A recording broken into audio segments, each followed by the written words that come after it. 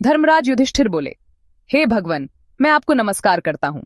आपने चैत्र मास के शुक्ल पक्ष की एकादशी अर्थात कामदा एकादशी के बारे में विस्तार पूर्वक बतलाया। अब आप कृपा करके वैशाख कृष्ण एकादशी का क्या नाम है तथा उसकी विधि एवं महात्म्य क्या है। जय श्री हरि। स्वागत है आपका हरि कथा अनंथा में, जहां हम आपके लिए लाते हैं भगवान विष्णु और सनातन धर्म की पवित्र कथाएं। अगर आपको हमारे प्रयास पसंद आए तो कृपया चैनल को सब्सक्राइब करें और बेल आइकन दबाएं ताकि आपको हमारी हर नई कथा सबसे पहले मिले। भगवान श्री कृष्ण ने कहा, हे राजेश्वर, वैशाख मास के कृष्ण पक्ष की एकादशी को वरुथिनी एकादशी के नाम से जाना जाता है।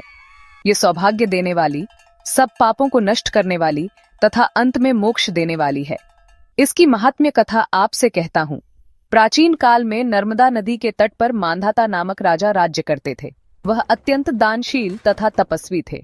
एक दिन जब वह जंगल में तपस्या कर रहे थे, तभी न जाने कहां से एक जंगली भालू आया और राजा का पैर चबाने लगा। राजा पूर्ववत अपनी तपस्या में लीन रहे।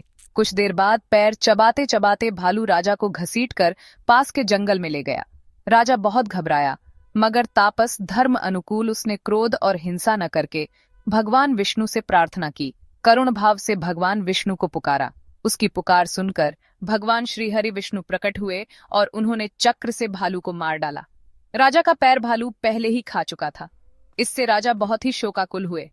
उन्हें दुखी देखकर भगवान विष्णु बोले, हे वत्स, शोक मत करो।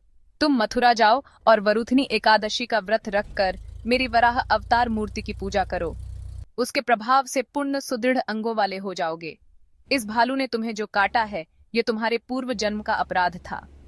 भगवान की आज्ञा मानकर राजा मांधाता ने मथुरा जाकर श्रद्धापूर्वक वरुथिनी एकादशी का व्रत किया। इसके प्रभाव से राजा शीघ्र ही पूर्ण सुंदर और संपूर्ण अंगों वाला हो गया। इसी एकादशी के प्रभाव से राजा मांधाता स्वर्ग गए थे। जो भी व्यक्ति भय से पीड़ित है, उसे वरुथिनी एकादशी का व्रत रखकर भगवान विष्णु का स्मरण करना चाहिए। इस व्रत को करने से समस्त पापों का नाश होकर मोक्ष मिलता है।